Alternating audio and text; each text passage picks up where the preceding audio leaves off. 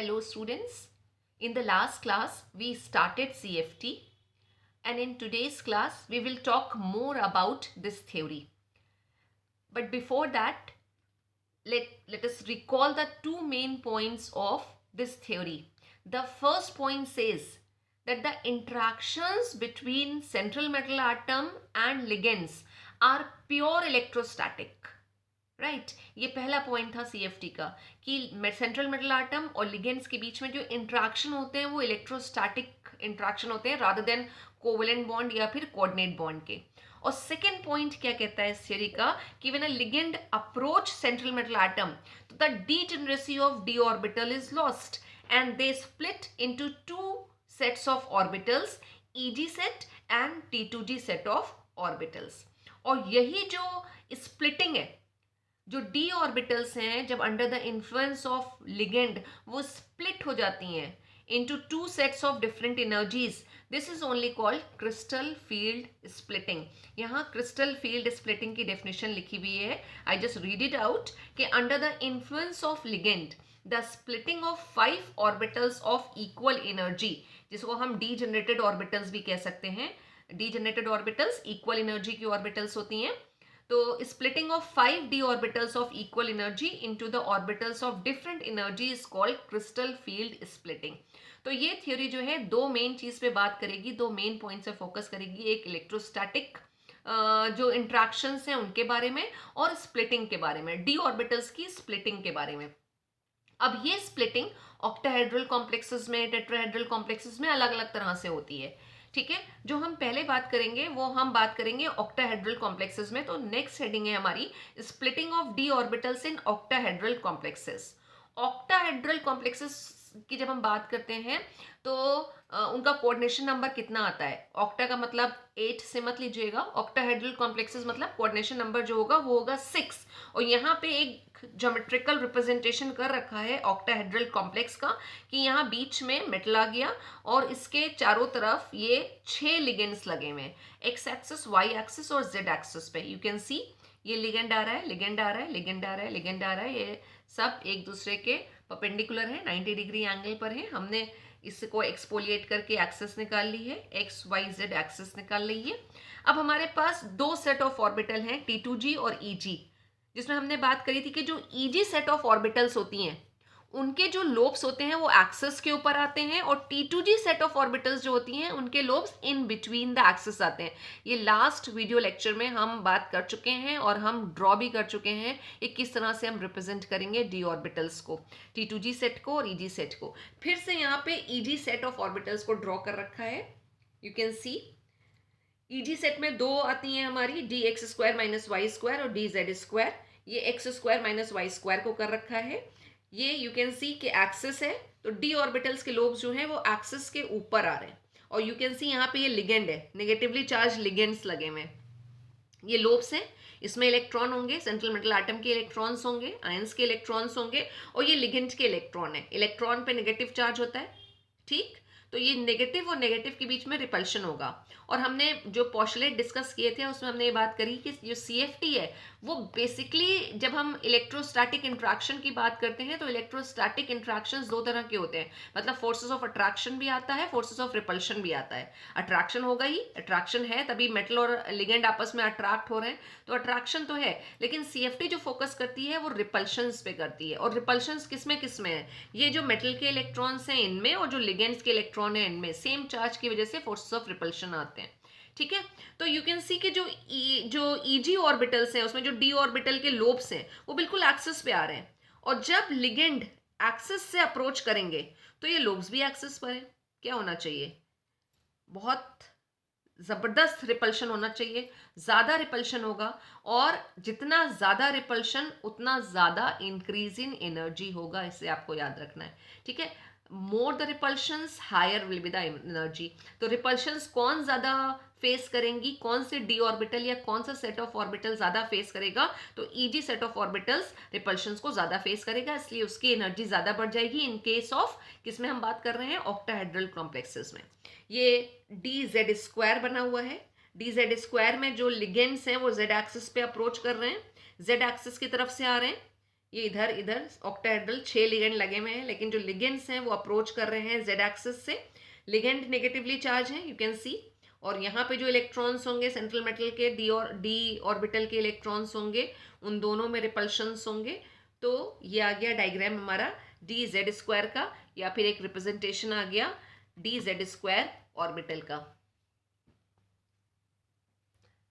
तो जो डी की पांचों ऑर्बिटल हैं उसमें से जो ईजी हैं उनकी एनर्जी ज़्यादा हो जाएगी क्योंकि उसमें रिपल्शन ज़्यादा हो रहे हैं, और जो T2G है उसकी एनर्जी कंपैरेटिवली कम होगी क्योंकि वो कम रिपल्शंस को फेस कर रही हैं, राइट। जब तक लिगेंड अप्रोच नहीं करता है तो जो पांचों ऑर्बिटल्स हैं सबकी एनर्जी इक्वल होती है, सेम होती है। That is only called degeneracy of orbitals. अब उसको अगर हम यहां ड्रॉ करके देखें,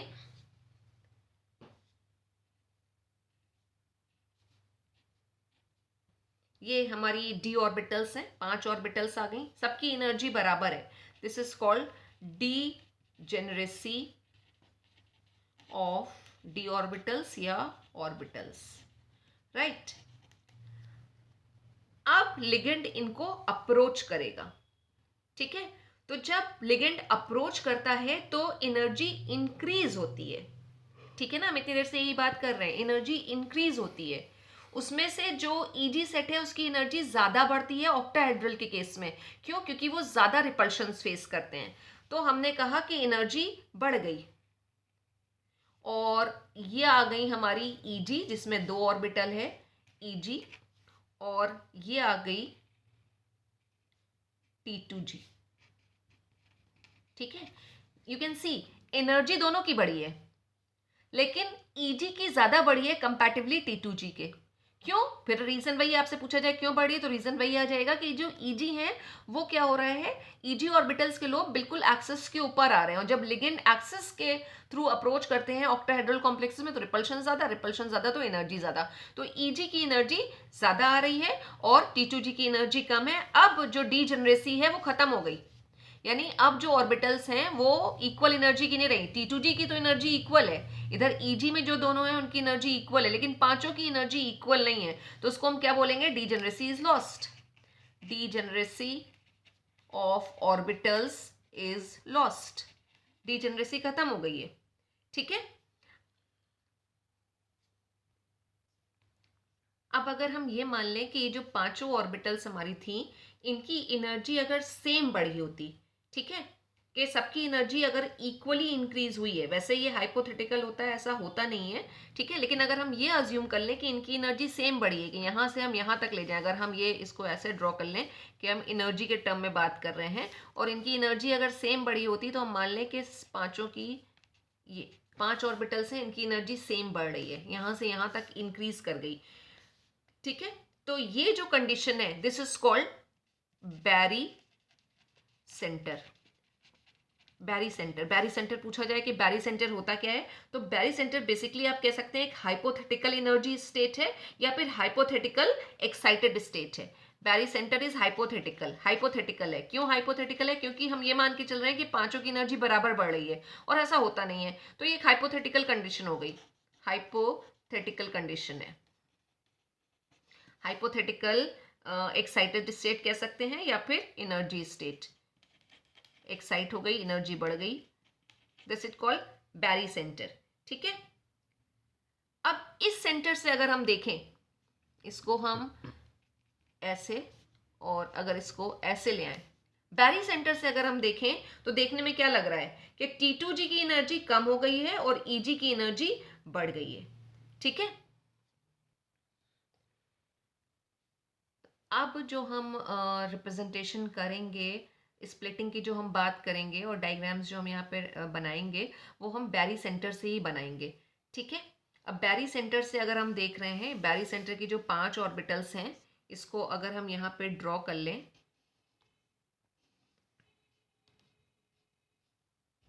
ये 5, ठीक है। ईजी हमने कहा ज़्यादा है, ईजी को यहाँ तक ले आए, और ईजी में 2 हैं, ये हमने 2 ड्रॉ कर ली, और T2G की हम कह रहे हैं एनर्जी कम है, और इसमें 3 है, ये हमने 3 यहाँ पे ड्रॉ कर ली, दिस इज T2G। ठीक है, ये बैरी सेंटर से हम चल रहे हैं, 5 ऑर्बिटल्स हैं हमारी। ठीक है, और एनर्जी इंक्रीज हुई है लेकिन अभी भी डीजनरेटेड है, यानी एनर्जी सबकी बराबर बढ़ी है। और यहाँ से अगर हम देख रहे हैं तो जो T2G है उसकी एनर्जी कम है और EG जो है उसकी एनर्जी ज़्यादा है। ठीक है, अब यही जो एनर्जी डिफरेंस आ गया है इन दो सेट ऑफ ऑर्बिटल में, जो एनर्जी डिफरेंस आ गया है, ये डिफरेंस पूरा, ये एनर्जी का डिफरेंस, एनर्जी का गैप, एक जो एनर्जी का गैप आ गया है, एनर्जी का डिफरेंस आ गया है, इसी को हम बोलते हैं क्रिस्टल फील्ड स्प्लिटिंग एनर्जी और CFSE, crystal field splitting energy.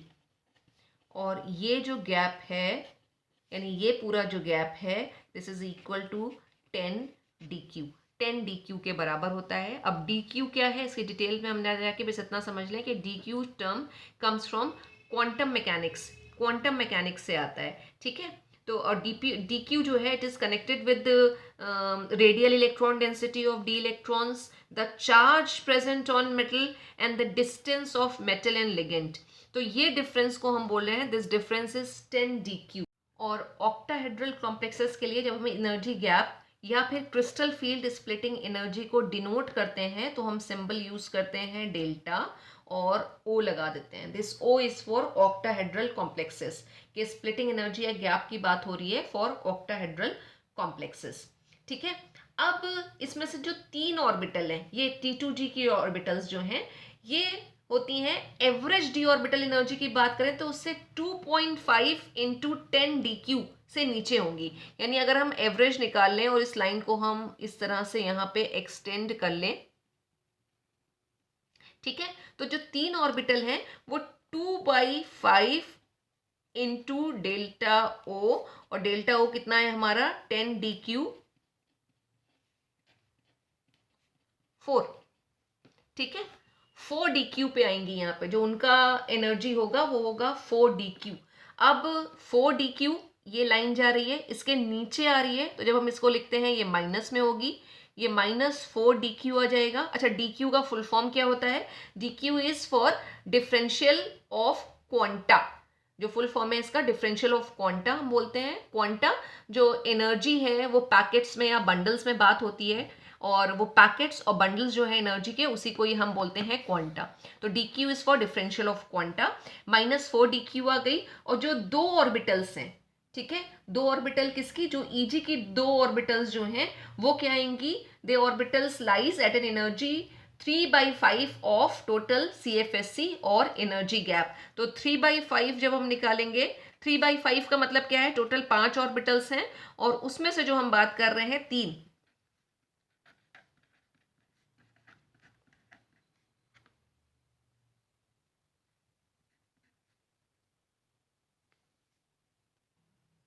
Into 10 is equal to 6 DQ। तो ये इसके ऊपर है, पॉजिटिव में होंगी, ये आएंगी 6 DQ ऊपर नीचे वाले से। ठीक है, और प्लस में होंगी, और ये जो है मान के चले हम 0, तो अभी भी हमारा बराबर है 1 + 6 + 6 + 12 हो जाएगा, -4 -4 -4 -12 हो जाएगा, +12 और -12 इज इक्वल टू 0, ये पूरा 0 आ जाएगा। तो एनर्जी सेम ही है, एनर्जी में कोई चेंज नहीं आया है। और इस तरह से हमने निकाल लिया कि ये नीचे आ रही हैं तो 4 DQ और ऊपर की प्लस में 6 DQ रहेंगी, और टोटल जो एनर्जी गैप है that is of 10 DQ, and this energy gap is also called crystal field splitting energy, and this diagram is called crystal field splitting diagram। और जो हम ये splitting दिखा रहे हैं, हम दिखा रहे हैं बैरी सेंटर से। तो this is barycentre. Barycentre क्या होता है? बैरी सेंटर एक हाइपोथेटिकल डीजनरेटेड डी ऑर्बिटल्स हैं एट हायर एनर्जी लेवल। ठीक है, barycentre is hypothetical degenerated d orbitals हैं ऑफ हायर एनर्जी लेवल, मतलब ये मान के चल रहे हैं, हाइपोथेटिकली ये मान के चल रहे थे कि सबकी एनर्जी बराबर बढ़ रही है, वो बैरी सेंटर है हमारा। पूरे डायग्राम को हमने बोला कि एक क्रिस्टल फील्ड स्प्लिटिंग डायग्राम है। अब ये जो स्प्लिटिंग हो रही है ये हर केसेस में बराबर नहीं होती है। यानी स्प्लिटिंग एनर्जी बराबर नहीं होगी। और जो हम क्रिस्टल फील्ड स्प्लिटिंग एनर्जी की बात करेंगे ये बेसिकली दो फैक्टर पर डिपेंड करेगी। वो फैक्टर्स क्या होंगे? हमने पहले ही बोला कि बेसिकली क्रिस्टल फील्ड बात करती है इलेक्ट्रोस्टैटिक इंट्रैक्शंस पे। तो जो लिगेंड्स हैं वो अलग अलग तरीके के इलेक्ट्रोस्टैटिक फील्ड्स प्रोड्यूस करेंगे। अलग अलग लिगेंड्स अलग अलग इलेक्ट्रोस्टैटिक फील्ड प्रोड्यूस करेंगे। लिगेंड्स हमारे पास कौन कौन से हैं? फ्लोराइड, क्लोराइड, साइनाइडो, है ना। और उसमें आए आपके न्यूट्रल में आए तो H2O, NH3, ये सारे अमाइन है। ये लिगेंड्स अलग अलग इलेक्ट्रोस्टैटिक फील्ड प्रोड्यूस करते हैं और ये जो फील्ड प्रोड्यूस हो रहा है उसकी वजह से ये CFSE जो है क्रिस्टल फील्ड स्प्लिटिंग एनर्जी जो है ये चेंज हो जाती है, गैप चेंज हो जाता है। दूसरा फैक्टर क्या है जिसपे ये डिपेंड करती है स्प्लिटिंग एनर्जी? वो है charge on the metal ion, कि मेटल आयन पे कितना चार्ज है। अभी हम मेटल आयन के चार्ज की बात नहीं करते हैं, हम लिगेंड्स की बात कर रहे हैं। तो कुछ लिगेंड्स जो हमारे हैं वो स्ट्रॉन्ग फील्ड प्रोड्यूस करते हैं, और जब लिगेंड स्ट्रॉन्ग फील्ड प्रोड्यूस करेंगे, स्ट्रॉन्ग इलेक्ट्रोस्टैटिक फील्ड प्रोड्यूस करेंगे, तो स्प्लिटिंग जो होगी वो लार्ज होगी। और कुछ लिगेंड्स जो हैं, ठीक है, वो क्या करेंगे? वो वीक फील्ड प्रोड्यूस करेंगे, एंड जब वीक फील्ड प्रोड्यूस करेंगे तो जो स्प्लिटिंग होगी वो स्मॉल होगी। And here comes the concept of strong field and weak field, कि ऐसे सारे लिगेंड्स जो ज्यादा इलेक्ट्रोस्टैटिक फील्ड प्रोड्यूस कर रहे हैं, ठीक है ना, तो उनमें क्या हो रहा है, या स्ट्रॉन्ग इलेक्ट्रोस्टैटिक फील्ड प्रोड्यूस कर रहे हैं, उनमें स्प्लिटिंग ज्यादा आ रही है, और उन्हीं को हम बोल देते हैं स्ट्रॉन्ग फील्ड लिगेंड। अब इसी चीज को कि स्प्लिटिंग कम और ज्यादा कौन सा लिगेंड अप्रोच कर रहा है, कैसा वो इलेक्ट्रोस्टैटिक फील्ड प्रोड्यूस कर रहा है, उससे जो डायग्राम बनाते हैं उसको हम देख लेते हैं। अब ये एक और डायग्राम हमने बनाया है, इसको हमने कहा है स्प्लिटिंग दिखा रहे हैं in octahedral complexes for weak field ligand and strong field ligand. ये डीजनरेटेड डी ऑर्बिटल्स हैं फ्रॉम बैरी सेंटर, है ना, एक हाइपोथेटिकल सेंटर की जो हमने बात करी थी, बैरी सेंटर के, जहां हम ये मान के चल रहे थे कि पांचों ऑर्बिटल्स की एनर्जी इक्वल बढ़ी है। तो हम बैरी सेंटर से देख रहे हैं कि अगर कोई एक ऐसा लिगेंड अप्रोच कर रहा है जो वीक इलेक्ट्रोस्टैटिक फील्ड को प्रोड्यूस कर रहा है, तो जो ये एनर्जी गैप आ रहा है जिसको हम डेल्टा O बोलते हैं, ठीक है, ये जो एनर्जी गैप आ रहा है ये एनर्जी गैप कम है। और अगर कोई ऐसा फील्ड, ऐसा लिगेंड अप्रोच कर रहा है जो स्ट्रॉन्ग फील्ड को प्रोड्यूस कर रहा है, स्ट्रॉन्ग इलेक्ट्रोस्टैटिक फील्ड को प्रोड्यूस कर रहा है, तो ये गैप ज्यादा होगा, ठीक है। या फिर ये कहें कि ये डिफरेंस जो है ज्यादा आ रहा है। यू कैन सी ये हमारी ऑर्बिटल्स हैं, इससे हमने दिखाया कि इसमें स्प्लिटिंग हो गई। ये T2G सेट है और ये EG सेट है, तब जब एक वीक लिगेंड ने अप्रोच किया है। ये वीक लिगेंड का केस है, और ये भी T2G है, लेकिन ये गैप ज्यादा आ रहा है। ये देखिए बहुत नीचे है, EG बहुत ऊपर है, ये गैप बहुत ज्यादा हो रहा है। ये कब आ रहा है? जब एक स्ट्रॉन्ग लिगेंड अप्रोच कर रहा है। देख लीजिए आप ये डायग्राम कि क्या दिखाने की कोशिश कर रहे हैं। तो जब एक वीक लिगेंड अप्रोच कर रहा है तो एनर्जी गैप इज लेस, लेकिन जब एक स्ट्रॉन्ग लिगेंड अप्रोच कर रहा है तो एनर्जी गैप इज मोर, बहुत ज्यादा आ रहा है एनर्जी गैप, ठीक है। अब देखना हमें क्या है, अब हमें दो एनर्जीज को कंपेयर करना है और उसके बाद हमें इलेक्ट्रॉन की फिलिंग करनी है। और कौन कौन सी एनर्जीज को हम कंपेयर करके चलेंगे? ऑक्टाहेड्रल एनर्जी या क्रिस्टल फील्ड स्प्लिटिंग एनर्जी, और पेयरिंग के लिए, इलेक्ट्रॉन को पेयर अप करने के लिए जो एनर्जी की रिक्वायरमेंट होती है हम उसकी बात करेंगे। सपोज हमारे पास डी ऑर्बिटल में 10 इलेक्ट्रॉन आपके अकोमोडेट हो सकते हैं। अब अगर इलेक्ट्रॉन की फिलिंग करनी हो, एक वीक लिगेंड ने अप्रोच किया, एनर्जी गैप बहुत कम है, ठीक है, जो स्प्लिटिंग एनर्जी है वो बहुत ही कम आ रही है। अब हम इलेक्ट्रॉन की फिलिंग किस तरह से करेंगे? ठीक, तो इलेक्ट्रॉन की फिलिंग कैसे होगी? इलेक्ट्रॉन की फिलिंग्स करने के लिए फर्स्ट इलेक्ट्रॉन कहाँ जाएगा? यहाँ। सेकेंड इलेक्ट्रॉन कहाँ आ रहा है? यहाँ। और थर्ड इलेक्ट्रॉन आ रहा है यहाँ पे। अब हमने कहा हमें एनर्जी को कंपेयर करना है। ये एनर्जी हम कंपेयर कर रहे हैं, एक पेयरिंग एनर्जी है और एक क्रिस्टल फील्ड स्प्लिटिंग एनर्जी है। और हमने कहा कि क्रिस्टल फील्ड स्प्लिटिंग एनर्जी बहुत ही कम है, लो है, ठीक है, पेयरिंग एनर्जी से बहुत ही कम आ रही है। तो हुन्स रूल फॉलो होगा। और जब फोर्थ इलेक्ट्रॉन की हम बात करेंगे तो ये गैप बहुत कम है, ये बैरियर बहुत कम है, इलेक्ट्रॉन बहुत आसानी से, जो चौथा इलेक्ट्रॉन है वो EG में चला जाएगा, यानी हुन्स रूल फॉलो होगा।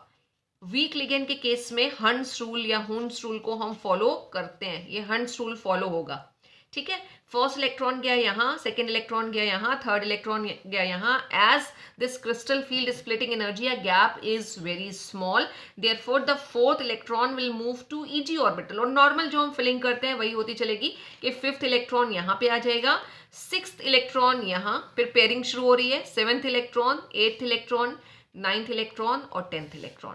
ये 10 इलेक्ट्रॉन की फिलिंग होगी और एज पर हंस रूल होगी. क्यों होगी? बिकॉज स्प्लिटिंग एनर्जी जो आ रही है वो कम आ रही है. तो इलेक्ट्रॉन की पहले सारे सिंगल सिंगल इलेक्ट्रॉन भरेंगे और उसके बाद इलेक्ट्रॉन की पेयरिंग शुरू होगी. अब यही अगर एक स्ट्रॉन्ग लिगेंड अप्रोच कर रहा है तो आप देख सकते हैं कि एनर्जी गैप बहुत ज्यादा है. ठीक है, कंडीशन ये हो गई हमारी रिवर्स ऑफ दिस, यानी now crystal field energy splitting energy is higher than pairing energy, बहुत ज्यादा है. ठीक है, तो अगर ये कंडीशन होती है, इतना एनर्जी लेवल क्रॉस नहीं कर पा रहा है, तो जो इलेक्ट्रॉन की फिलिंग होती है वो अगेंस्ट द हुन्स रूल चली जाती है. अगेंस्ट द हुन्स रूल वही जो आपने पढ़ा है कि अगर स्ट्रॉन्ग लिगेंड साइनाइड लगा हुआ है या कार्बोनिल लगा हुआ है तो फिर क्या होता है, वो रीअरेंजमेंट हो जाता है. तो वो जो रीअरेंजमेंट की बात करी थी बीबीटी में, ये उसका आंसर आ रहा है यहाँ पे कि एज द स्प्लिटिंग एनर्जी जो है हमारी क्रिस्टल फील्ड स्प्लिटिंग एनर्जी है वो बहुत ही हाई है, तो जो इलेक्ट्रॉन की फिलिंग होगी वो कैसे होगी, फर्स्ट, सेकेंड, थर्ड. अब फोर्थ इलेक्ट्रॉन ईजी में नहीं जाएगा, पहले सारी हमारी T2G भरेंगी, fifth, sixth, sorry fourth, fifth और सिक्स्थ, और उसके बाद जो इलेक्ट्रॉन की फिलिंग होगी वो ईजी में होगी. आई होप कुछ बात समझ में आ रही होगी कि हमने जो पहले बात करी थी कि जो वीक फील्ड लिगेंड्स हैं अगर वो लगे होते हैं तो रीअरेंजमेंट नहीं होता है, और अगर स्ट्रॉन्ग लिगेंड लगे होते हैं तो रीअरेंजमेंट हो जाता है. तो वो जो आंसर आ रहा है वो यही आ रहा है कि बेसिकली वो दोनों के बीच में, ऑर्बिटल्स के बीच में एनर्जी गैप जो है वो अलग अलग है. लिगेंड्स जब अप्रोच कर रहे हैं तो वो गैप जो है, वो स्प्लिटिंग जो है वो डिफरेंट आ रही है, अलग अलग आ रही है. ठीक है, कुछ लिगेंड्स जो हैं उनमें क्या हो रही है, वो स्प्लिटिंग एनर्जी बहुत ही कम है, इसलिए हंस रूल फॉलो हो जाता है. और कुछ लिगेंड्स जब अप्रोच करते हैं उसमें क्या हो रहा है, जो एनर्जी गैप है, ठीक है, जो क्रिस्टल फील्ड स्प्लिटिंग एनर्जी है जिसको हम डेल्टा ओ से रिप्रेजेंट कर रहे हैं फॉर ऑक्टाहेड्रल कॉम्प्लेक्सेस, वो बहुत ही ज्यादा है, वो इतना बैरियर एनर्जी का क्रॉस नहीं हो रहा है. तो इंस्टेड ऑफ के हंस रूल फॉलो हो कि सारी ऑर्बिटल्स जो हैं वो सिंगल सिंगल ऑक्यूपाई हो और उसके बाद पेयरिंग शुरू हो, होता क्या है कि पहले पेयरिंग T2G में हो जाएगी और जब T2G कंप्लीटली फिल्ड हो जाएगी तो जो इलेक्ट्रॉन्स हैं वो बाकी के इलेक्ट्रॉन्स ईजी में मूव करेंगे. तो आपके जो क्वेश्चंस आते हैं वो इसी पे बेस्ड आते हैं. आपको कंडीशंस दी होती हैं कि कंडीशन ये है और आपको 5 इलेक्ट्रॉन की फिलिंग दिखानी है, या फिर कंडीशन ये है और आपको जितने भी इलेक्ट्रॉन्स दे रखे हैं उनकी फिलिंग दिखानी है T2G और EG में. तो इसको हम बाद में क्वेश्चंस के थ्रू सॉल्व करने की कोशिश करेंगे. इसके थ्रू बात को समझ लीजिएगा कि किन लिगेंड्स को हम वीक बोल रहे हैं और किन को हम स्ट्रॉन्ग बोल रहे हैं. अब जो लिगेंड्स स्ट्रॉन्ग फील्ड प्रोड्यूस कर रहे हैं और स्प्लिटिंग ज्यादा हो रही है उनको हमने बोल दिया स्ट्रॉन्ग फील्ड लिगेंड है, और जो ज्यादा स्प्लिटिंग नहीं कर रहे हैं उनको हम बोल रहे हैं, या जिनकी हम बोल रहे हैं CFSE जो है क्रिस्टल फील्ड स्प्लिटिंग एनर्जी जो है वो लो है, तो हम उनको वीक फील्ड लिगेंड कह रहे हैं. तो ऑन दिस बेसिस जो लिगेंड्स हैं they are arrange in a series in the order of increasing field strength, and this series is called spectrochemical series. spectrochemical series यानी कि एक सीरीज ऑब्टेन करी गई है जिसमें सारे लिगेंड्स को अरेंज किया गया है और बेसिस क्या लिया गया है, उनकी फील्ड स्ट्रेंथ, जो उनकी इलेक्ट्रोस्टैटिक फील्ड स्ट्रेंथ आ रही है उसके बेसिस पे उनको अरेंज किया गया है. इंक्रीजिंग फील्ड स्ट्रेंथ में उनको, या इंक्रीजिंग ऑर्डर में उनको अरेंज किया गया है, और जो सीरीज ऑब्टेन हो रही है that series is called spectrochemical series. Definition बोले स्पेक्ट्रोकेमिकल सीरीज की तो हम कह सकते हैं कि when the ligands are arrange in order of magnitude of CFSE the series obtained is called spectrochemical series. अब ये जितने भी लिगेंड्स हैं उनको ये अरेंज करके लगाया गया है in the order of magnitude of CFSE, या फिर कितनी स्प्लिटिंग वो कॉज कर रहे हैं.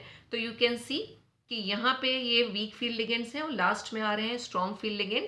यानी कि अगर हम इस तरह मूव कर रहे हैं ऐसे, तो जो क्रिस्टल फील्ड स्ट्रेंथ है वो इंक्रीज करती चली जा रही है। अब यू कैन सी जो स्टार्टिंग में यहाँ पे लगे हुए हैं वो हमारे हेलोजेंस हैं, I minus, Br minus, Cl minus और F माइनस। नाइट्रेट का भी लेकिन कम है स्प्लिटिंग, नाइट्रेट कम स्प्लिटिंग कॉज करता है, तो Cl माइनस और F माइनस के बीच में NO3 माइनस आ गया है। देन हाइड्रोक्सिल आयन है, वाटर आ गया है, और उसके बाद ये नाइट्रोजन के कंपाउंड्स हमारे पास हैं, नाइट्रोजन के कंपाउंड्स आ गए हैं। देन एक फॉस्फोरस का कंपाउंड है Pr3, R यहाँ पे एल्काइल ग्रुप है, Pr3 आ गया। उसके बाद कार्बन, साइनाइड Cn माइनस और CO। ये सीरीज है, थोड़ा तो आपको ध्यान रखना ही पड़ेगा कि किस तरह से ये लिगेंड्स की पोजीशन आ रही है इस सीरीज में। एज पर दिस सीरीज जो हेलोजेंस हैं वो वीक फील्ड लिगेंड है, और जो साइनाइड Cn माइनस और कार्बोनिल है ये हमारा स्ट्रॉन्ग फील्ड लिगेंड में आता है। वाटर या ऑक्सीजन जो है इन दोनों को एक बैरियर का काम करता है। वाटर से पहले जितने हैं वो सारे के सारे वीक फील्ड हो जाते हैं, और वाटर के बाद जितने हैं वो स्ट्रॉन्ग फील्ड में हो जाते हैं। वाटर को भी आपने पढ़ा होगा वीक फील्ड की तरह काम करता है, लेकिन कुछ मेटल्स के साथ जब वाटर लगा होता है तो वो स्ट्रॉन्ग फील्ड की तरह भी हो जाता है। उसका रीजन यही है कि वाटर बिल्कुल सेंटर में यहाँ पे आ रहा है, बैरियर की तरह है, स्प्लिट कर रहा है, वीक फील्ड को अलग कर रहा है, स्ट्रॉन्ग फील्ड को अलग कर रहा है। कैसे याद रख सकते हैं इस सीरीज को? एक शॉर्टकट मेथड है याद करने का कि आप इससे वर्ड से Cp नॉक्स से आप याद रख सकते हैं। Cp नॉक्स में ये कार्बन के हैं, इधर स्ट्रॉन्ग फील्ड आएंगे, और जैसे जैसे हम इधर की तरफ मूव कर रहे हैं हमारे वीक फील्ड लिगेंड आते जाएंगे। तो कार्बन के दो हैं यहाँ पे हमारे पास, Cn माइनस और CO, कार्बन, फॉस्फोरस का, उसके बाद नाइट्रोजन के, और उसके बाद ऑक्सीजन आ गया, ये वाटर और हाइड्रोक्सिल आयन आ गया, और उसके बाद हमारे जो हैं वो हेलोजेंस हैं। तो Cp नॉक्स, Cp नॉक्स से आप याद रख सकते हैं इस स्पेक्ट्रोकेमिकल सीरीज को। कभी कभी एग्जाम में आपसे वन वर्ड में पूछ ली जाती है कि व्हाट इज स्पेक्ट्रोकेमिकल सीरीज। तो बहुत सिंपल से डेफिनेशन है कि जब लिगेंड्स को हम अरेंज कर रहे हैं कि ऑन द बेसिस ऑफ वो कितनी स्प्लिटिंग कॉज कर रहे हैं, क्रिस्टल फील्ड स्प्लिटिंग एनर्जी कितनी आ रही है उनकी, अगर हम उस बेसिस पे लिगेंड्स को अरेंज कर रहे हैं तो जो सीरीज ऑब्टेन हो रही है उसी को हम बोल रहे हैं spectrochemical series, right? And this is the series which you can remember through a word Cp Nox. Alright, अब क्रिस्टल फील्ड थ्योरी के बेसिस पे देखते हैं कि जो डिस्ट्रीब्यूशन ऑफ डी इलेक्ट्रॉन होगा इन T2g and Eg orbitals in octahedral complexes, तो वो कैसे आएगा। हमारे पास दो एनर्जी हैं, एक हमने कहा क्रिस्टल फील्ड स्प्लिटिंग एनर्जी है जिसे हम डेल्टा O या डेल्टा नॉट से रिप्रेजेंट करते हैं, और दूसरी एनर्जी जो है वो पेयरिंग एनर्जी है। यहाँ जो P मेंशन है, P is for pairing energy. Pairing energy कैसे डिफाइन करते हैं हम इस पेयरिंग एनर्जी को? It is the energy required to keep two electrons in one orbital. एक ही ऑर्बिटल में दो इलेक्ट्रॉन को अकोमोडेट कराने के लिए जो एनर्जी की रिक्वायरमेंट है वो पेयरिंग एनर्जी कहलाती है। जब स्ट्रॉन्ग फील्ड लिगेंड अप्रोच करता है सेंट्रल मेटल को, राइट, तो क्या होता है, जो एनर्जी गैप और एनर्जी डिफरेंस की हमने बात करी थी वो ज़्यादा होता है, यानी ये जो डेल्टा नॉट की वैल्यू है ये हाई होगी। अगर डेल्टा नॉट ज़्यादा होता है तो पेयरिंग एनर्जी कम हो जाती है, राइट। अब एनर्जी गैप बहुत ज़्यादा है, जो इलेक्ट्रॉन्स की फिलिंग हम करेंगे, डी ऑर्बिटल में कितने इलेक्ट्रॉन्स आ सकते हैं? 10, 10 इलेक्ट्रॉन अकोमोडेट हो सकते हैं डी ऑर्बिटल में, ठीक है। 5 ऑर्बिटल होती हैं और हर ऑर्बिटल में दो इलेक्ट्रॉन्स रहते हैं, तो टोटल 10 इलेक्ट्रॉन्स अकोमोडेट हो सकते हैं।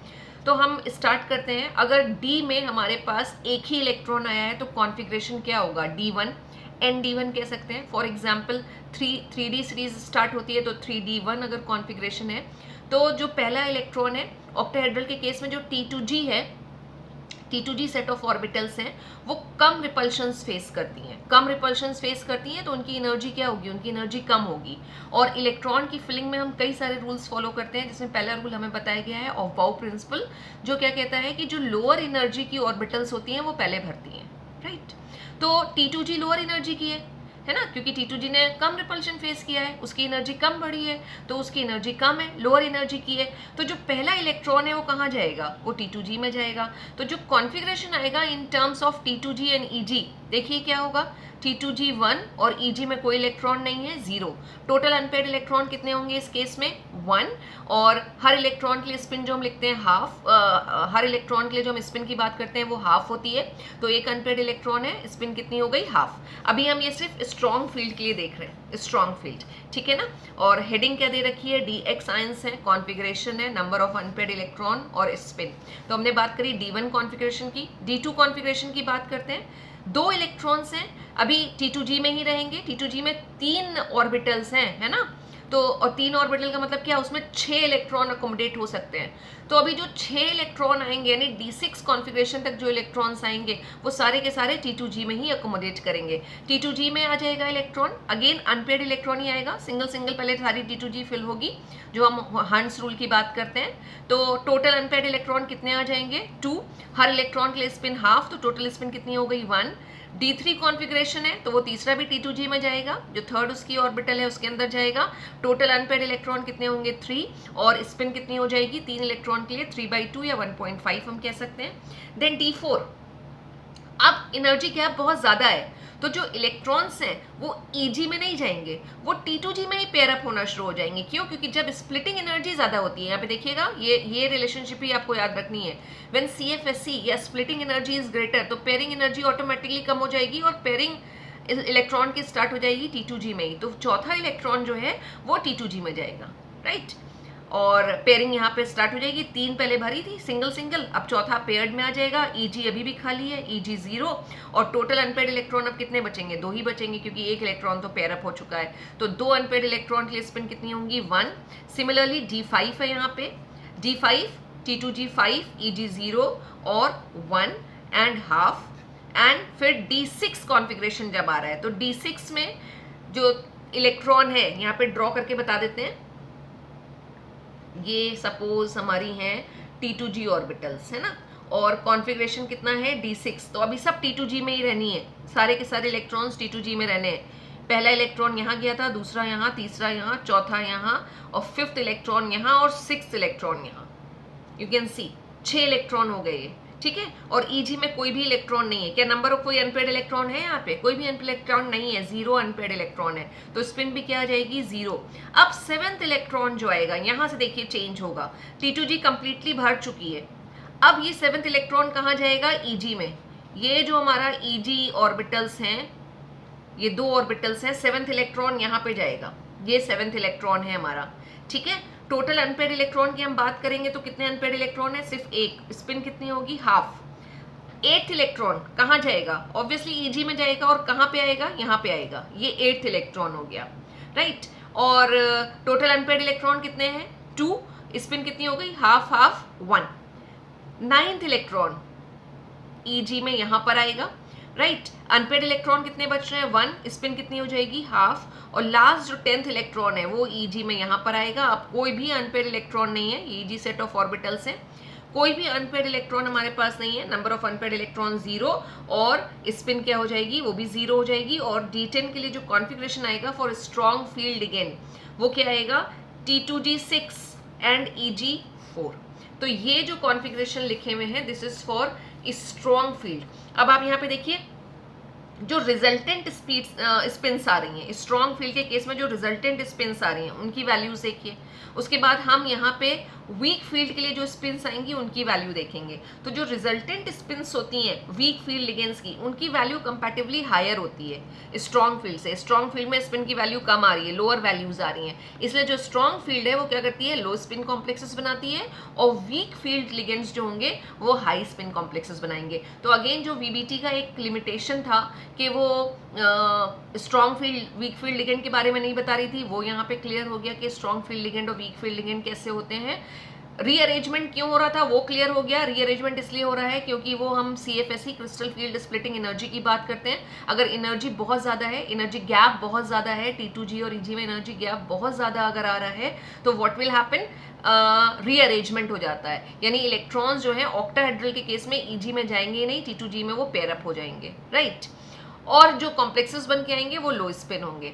अब let's see for weak field. Weak field के लिए कंडीशन याद रखिएगा, वीक फील्ड के लिए ये कंडीशन है, दिस इज CFSE और crystal field splitting energy for octahedral complexes, जिसको हम डेल्टा O या डेल्टा नॉट पढ़ते हैं, is less than pairing energy. यानी अब जो एनर्जी गैप है वो बहुत कम है। जिस लिगेंड ने अप्रोच किया था, जब वीक फील्ड लिगेंड अप्रोच कर रहा है तो जो एनर्जी डिफरेंस आ रहा है T2G और Eg में वो बहुत ही कम है।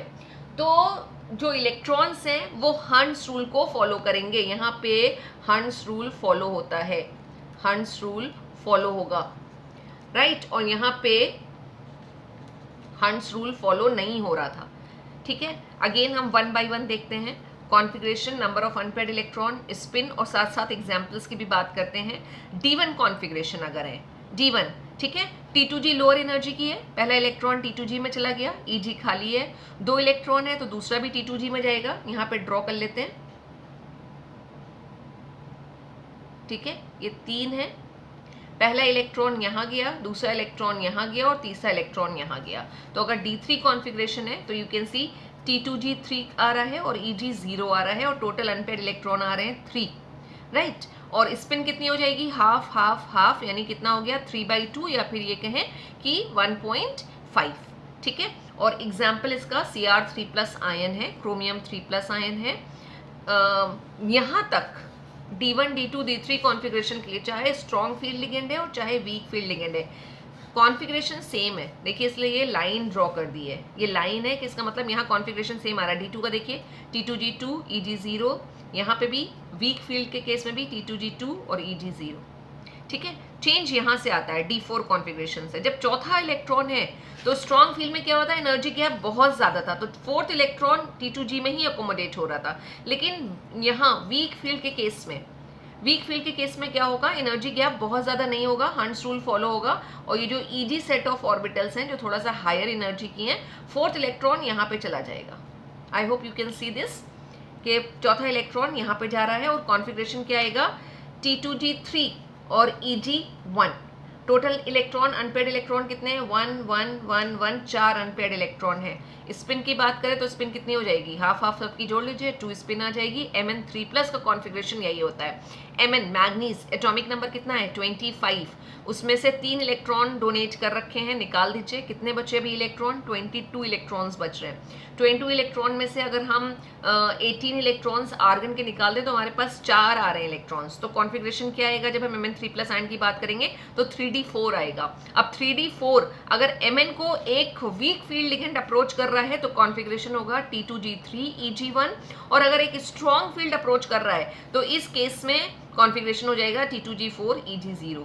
इसी तरह के आपको क्वेश्चंस मिलेंगे और जब हम क्वेश्चंस करेंगे तो ये पॉइंट्स शायद आपको और ज़्यादा क्लियर हो जाएं। वैसे इजी सी चीज़ है, आप देखते चलिए कि किस तरह से हम, कौन सा लिगेंड है स्ट्रॉन्ग या वीक, क्या कॉन्फ़िगरेशन आ रहेगा उस केस में, हम उसकी बात कर रहे हैं और एग्जाम्पल्स में लिखे हुए। Let's see for D7। D7 configuration है, सेंट्रल मेटल को अगर वीक लिगेंड ने अप्रोच किया है, जो स्प्लिटिंग एनर्जी वो है वो बहुत कम है, हुंस रूल फॉलो होगा। पहले T2G में जब इलेक्ट्रॉन्स भरेंगे तो 3 इलेक्ट्रॉन यहाँ जाएंगे और Eg में जाएंगे बाकी के 2 इलेक्ट्रॉन्स, ठीक है। और 1 2 3 जब फिलिंग होगी 4 5, ठीक। D7 को हम करके देख लेते हैं, इस पे D7 कॉन्फ़िगरेशन है, राइट। और D7 में अगर बात कर रहे हैं कि वीक फील्ड लिगेंड है तो वीक फील्ड लिगेंड के केस में फिलिंग ऑफ इलेक्ट्रॉन्स कैसे होगा, ये हो गई हमारी T2G सेट और ये Eg सेट, ठीक है। अभी 7 इलेक्ट्रॉन है D में, इलेक्ट्रॉन्स कैसे जाएंगे अगर वीक फील्ड लिगेंड है, तो ये जो एनर्जी है ये लो है, जो हम डेल्टा O ऑक्टाहेड्रल कॉम्प्लेक्सेस की बात कर रहे हैं, CFSC की बात कर रहे हैं, ये लो है। यानी कंडीशन क्या है, delta not is less than pairing energy, यानी क्रिस्टल फील्ड स्प्लिटिंग एनर्जी कम है तो पेयरिंग एनर्जी ऑटोमेटिकली बढ़ गई। 7 इलेक्ट्रॉन्स की फिलिंग कैसे होगी, 1 2 3, हंस रूल फॉलो कर रहे हैं, ठीक है। एनर्जी गैप कम है, 4th इलेक्ट्रॉन ऊपर जाएगा, 5th इलेक्ट्रॉन यहाँ पर आ जाएगा, 6th इलेक्ट्रॉन कहाँ पर आएगा, ये अब पेयरिंग शुरू होगी, 7th इलेक्ट्रॉन कहाँ पे आएगा, ये, राइट। तो अभी कितने अनपेयर्ड इलेक्ट्रॉन हमारे पास बच रहे हैं, 1 2 3। अब अगर हम मैग्नेटिक मोमेंट भी निकालेंगे तो एग्जैक्ट मैग्नेटिक मोमेंट मिलेंगे, वही चीज़ यहाँ पे लिखी हुई है। D7 के केस में T2G 5 आ रहा है हमारा, यानी T2G में 5 इलेक्ट्रॉन होंगे और Eg में 2 होगा। यू कैन सी T2G में 5 इलेक्ट्रॉन है, 2 2 4 और 5, और Eg में 2 इलेक्ट्रॉन्स हैं, तो ये कॉन्फ़िगरेशन हमें मिलेगा, ठीक। नंबर ऑफ अनपेयर्ड इलेक्ट्रॉन कितने आ जाएंगे, 3। स्पिन कितनी हो जाएगी, 3 अनपेयर्ड इलेक्ट्रॉन है तो 3/2, इसका एग्जाम्पल है कोबाल्ट का 2+ आयन। अब फिर उसके बाद D8 D9 D10 का वही कॉन्फ़िगरेशन रहेगा जो स्ट्रॉन्ग फील्ड के केस में था। D8 में क्या हो जाएगा, जो इलेक्ट्रॉन होगा, हम 7 इलेक्ट्रॉन भर चुके थे, जो 8वां इलेक्ट्रॉन होगा वो T2G में जाएगा और EG में 2 रहेंगे। टोटल अनपेयर्ड इलेक्ट्रॉन EG के ही आएंगे, 2 unpaired electron 2 and so on. तो ये पूरी टेबल है, एक बार इसको देख लीजिएगा। इन केस अगर कोई प्रॉब्लम हो रही है तो आप कमेंट करके या व्हाट्सएप पे आप डिस्कस कर सकते हैं कि आपको कहाँ पे प्रॉब्लम आ रही है। और ये लास्ट में रीज़न लिखा हुआ है कि वीक फील्ड जो लिगेंड्स होते हैं वो हाई स्पिन कॉम्प्लेक्सेस क्यों बनाते हैं और स्ट्रॉन्ग फील्ड लिगेंड लो स्पिन कॉम्प्लेक्सेस क्यों बनाते हैं। तो जो रिजल्टेंट स्पिन्स आती हैं वीक फील्ड लिगेंड की, उनकी वैल्यू ज़्यादा होती है, they have higher value than strong field complexes. देखिए यहाँ पे D5 का जो केस है ना, यहाँ D5 के केस में देखिए स्पिन कितनी आ रही है स्ट्रॉन्ग फील्ड में, हाफ, और यहाँ कितनी आ रही है 5/2, 2.5। तो जो इनकी स्पिन्स आती हैं उनकी वैल्यू ज़्यादा होती है, इनकी वीक फील्ड लिगेंड्स की जो स्पिन्स आती हैं उनकी वैल्यू ज़्यादा होती है, तो वो हाई स्पिन कॉम्प्लेक्सेस का फॉर्मेशन करते हैं। तो ये था distribution of D electron in T2G and EG orbitals in octahedral complexes की बात हो रही है, ये याद रखिएगा। हमें 2 चीज़ें करनी है, एक ऑक्टाहेड्रल और एक टेट्राहेड्रल। लेकिन जो क्वेश्चंस आपके एनसीईआरटी में दे रखे हैं और जो क्वेश्चंस आपसे पूछे जाते हैं वो मोस्टली ऑक्टाहेड्रल कॉम्प्लेक्सेस के लिए ही पूछे जाते हैं। तो ऑक्टाहेड्रल के कॉन्फ़िगरेशन को आपको अच्छे से समझना है कि कॉन्फ़िगरेशन कैसे लिखा जाता है। एक छोटा सा टेस्ट करके देख लेते हैं। सपोज D6 कॉन्फ़िगरेशन है, D6 कॉन्फ़िगरेशन है, किस में मिल सकता है हमको, Fe2+ में मिल सकता है। Fe2+ का D6 कॉन्फ़िगरेशन आता है। आयरन का एटॉमिक नंबर 26 होता है, राइट। अब 2 इलेक्ट्रॉन जो सेंट्रल मेटल है वो डोनेट कर रहा है, +2 ऑक्सीडेशन स्टेट में आ रहा है। कितने इलेक्ट्रॉन्स बचेंगे इसके पास, 24 इलेक्ट्रॉन्स बचेंगे। 24 इलेक्ट्रॉन्स में से अगर हम 18 इलेक्ट्रॉन्स आर्गन के निकाल दें तो जो कॉन्फ़िगरेशन आएगा वो क्या होगा, 3D6। तो Fe2+ का जो कॉन्फ़िगरेशन आ रहा है वो आ रहा है 3D6। अब इस Fe को अगर एक वीक फील्ड लिगेंड यानी कि वाटर, अगर वाटर अप्रोच करता है, एक वीक फील्ड लिगेंड है, अगर वो अप्रोच करता है तो व्हाट विल हैपन, कंडीशन क्या होगी, जो डेल्टा नॉट की हमने बात करी थी वो डेल्टा नॉट की वैल्यू कम होगी पेयरिंग एनर्जी से, अगर वीक फील्ड लिगेंड ने अप्रोच किया है। ठीक है, इलेक्ट्रॉन्स की फिलिंग कैसे होगी अगर हम बात करें, 6 इलेक्ट्रॉन्स हैं, D6 कॉन्फ़िगरेशन आ रहा है, हम सेट ड्रॉ कर लेते हैं। ये T2G और ये EG, 6 इलेक्ट्रॉन की हमें पेयरिंग करनी है, वीक फील्ड लिगेंड है, हंट्स रूल फॉलो होगा।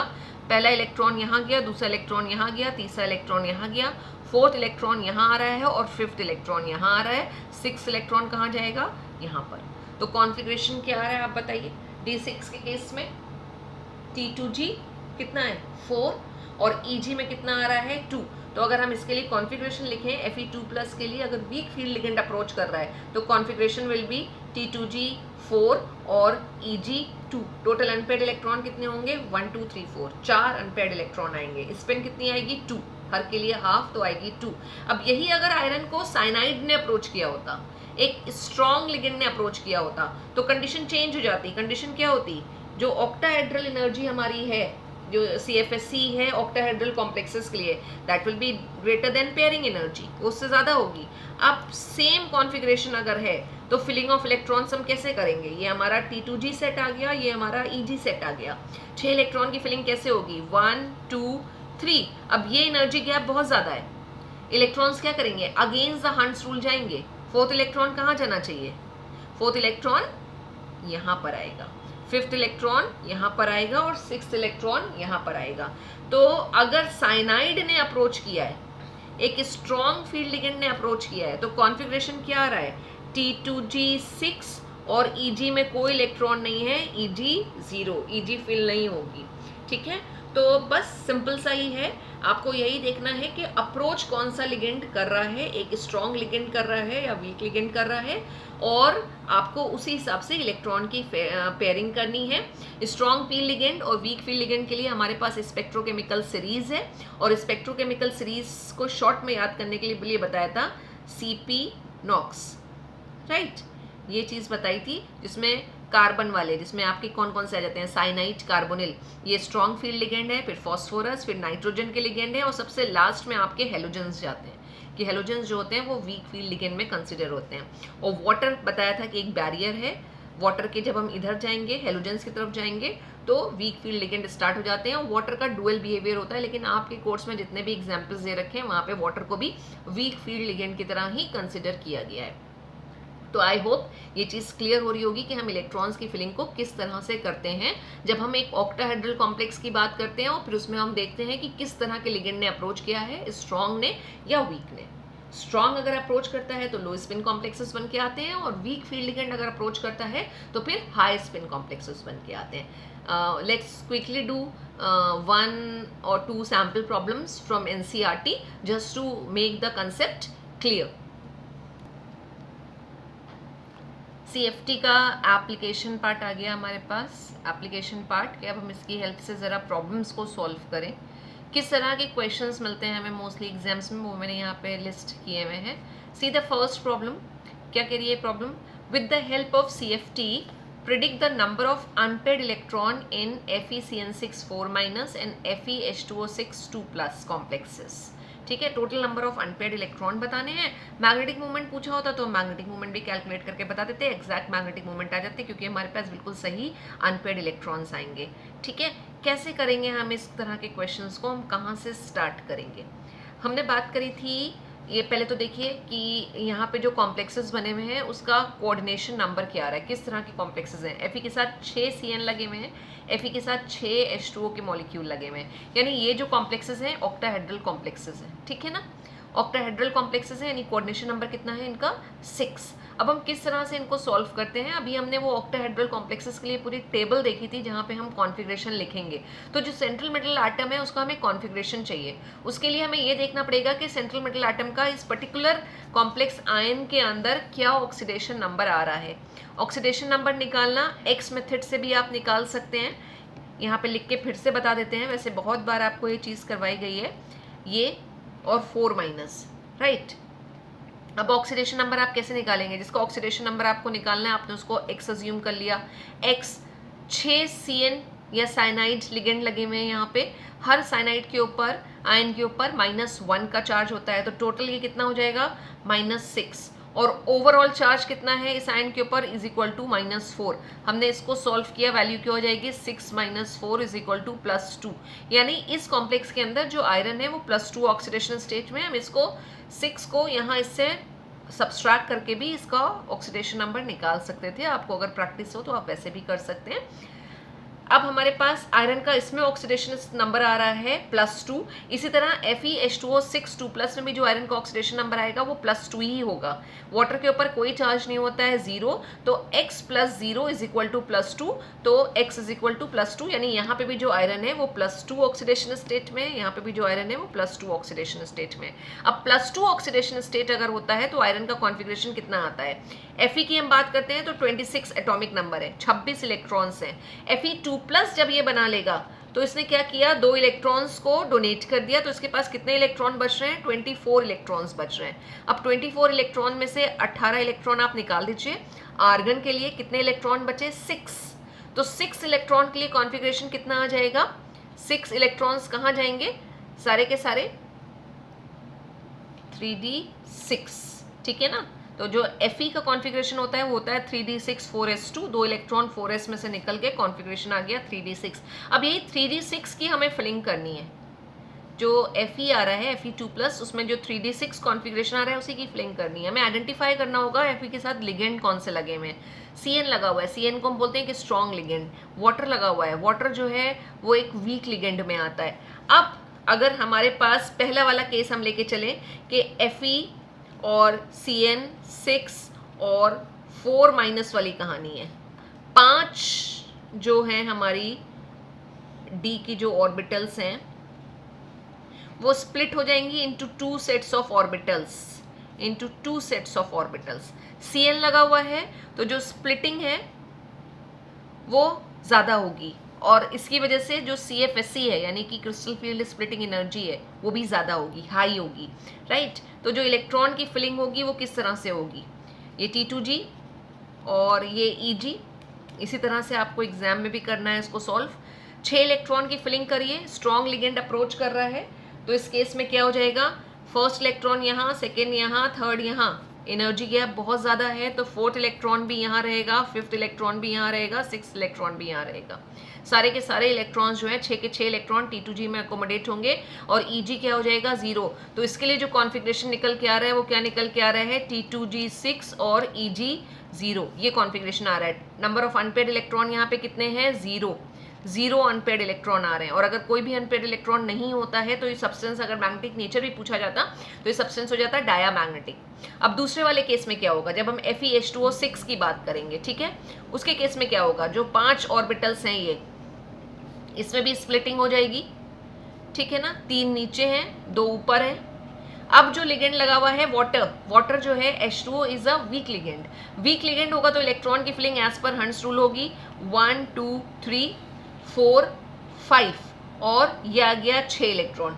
टोटल इलेक्ट्रॉन्स कितने आ रहे हैं, देखिए इस केस में 4 अनपेयर्ड इलेक्ट्रॉन आ रहे हैं, 1 2 3 4 अनपेयर्ड इलेक्ट्रॉन आ रहे हैं, राइट, 4 अनपेयर्ड इलेक्ट्रॉन है। यहाँ पे अनपेयर्ड इलेक्ट्रॉन कितने थे, यहाँ पे अनपेयर्ड इलेक्ट्रॉन 0 था। कॉन्फ़िगरेशन की बात करें तो कॉन्फ़िगरेशन क्या हुआ, T2G4 और Eg2, ठीक है, 4 आ रहे हैं। आप सब्सटेंस ऑब्वियसली पैरामैग्नेटिक होगा और मैग्नेटिक मोमेंट को भी आप कैलकुलेट करना चाहें, फॉर्मूला आपके पास है, आप कैलकुलेट कर सकते हैं। तो ये हमारा आंसर आ गया।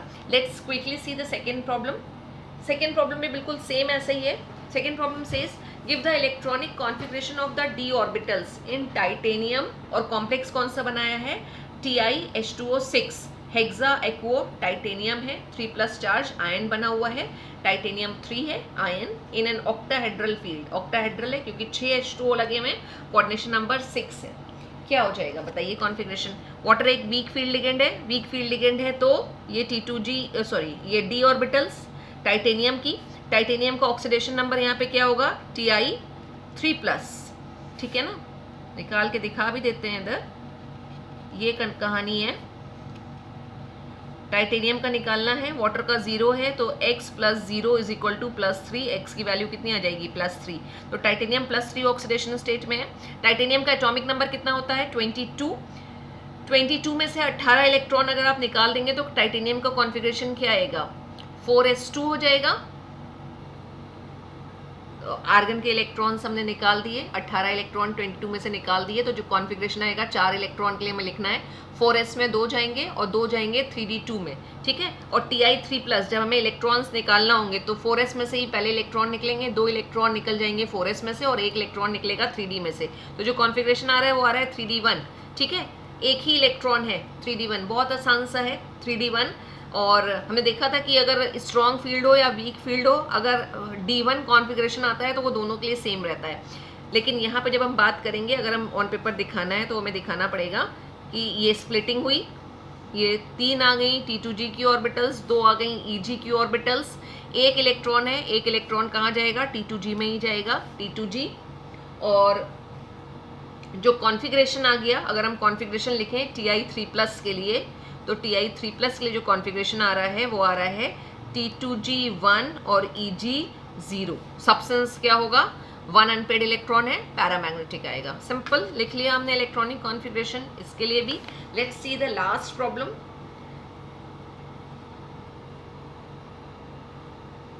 This problem says the hexa aqua manganese 2 ion की बात करी है।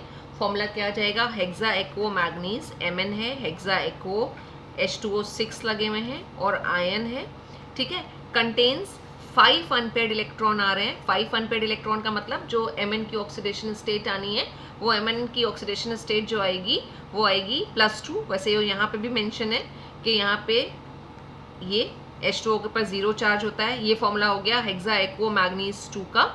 Contains 5 unpaired electron while hexacyano ion, यानी अगर इसी का ही हेक्सासाइनो आयन बने, Mn मेटल लगी हुई है, हेक्सासाइनो मतलब CN6 आ जाएगा और 2+2 ऑक्सीडेशन स्टेट में इसको लेकर आना है तो -4 चार्ज आ जाएगा।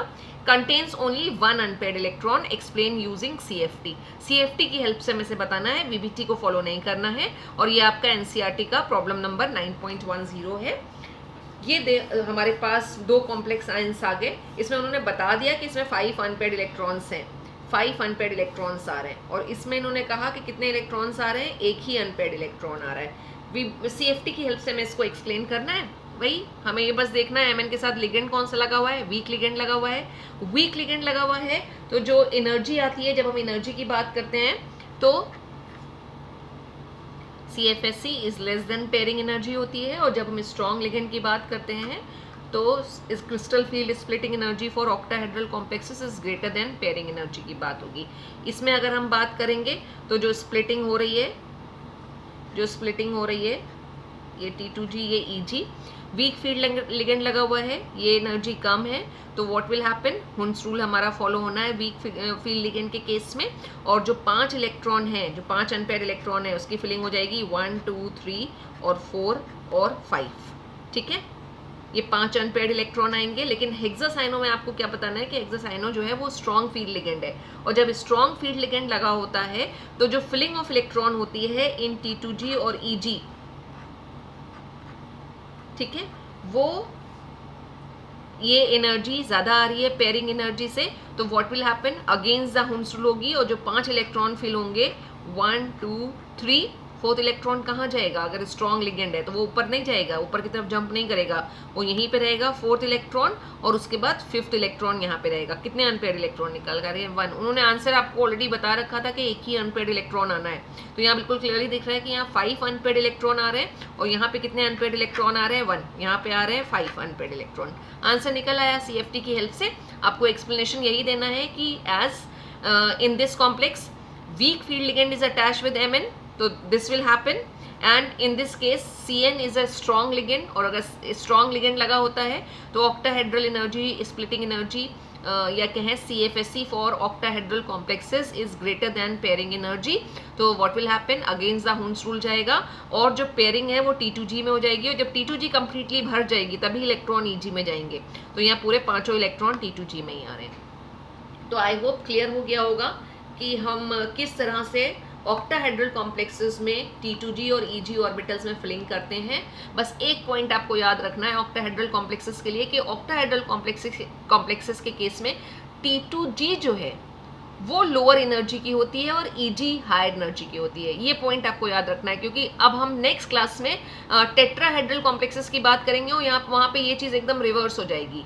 ठीक है ना, अभी फिलहाल ऑक्टाहेड्रल के लिए हम बात कर रहे हैं, और ऑक्टाहेड्रल में हमने कहा कि जो EG सेट ऑफ ऑर्बिटल्स है वो ज़्यादा रिपल्शन फेस करती है, इस वजह से उसकी एनर्जी ज़्यादा होती है इन कंपैरेटिवली T2G ऑर्बिटल्स। बस आपको इसी चीज़ को ध्यान रखना है। तो जहाँ जहाँ पे भी आपको ऑक्टाहेड्रल कॉम्प्लेक्सेस मिलेंगे वहाँ पे आपको T2G को नीचे रखना है लोअर एनर्जी, और EG को जो है वो ऊपर रखना है, वो हायर एनर्जी की होगी। तो आई होप ये चीज़ क्लियर हो गई होगी, और you know what you have to do, you have to see the video lecture carefully, then you have to see the reference notes given in the class, and you have to copy it down in your classwork copy. In the next lecture we will discuss the distribution of d electrons in tetrahedral complexes. Thank you so much students.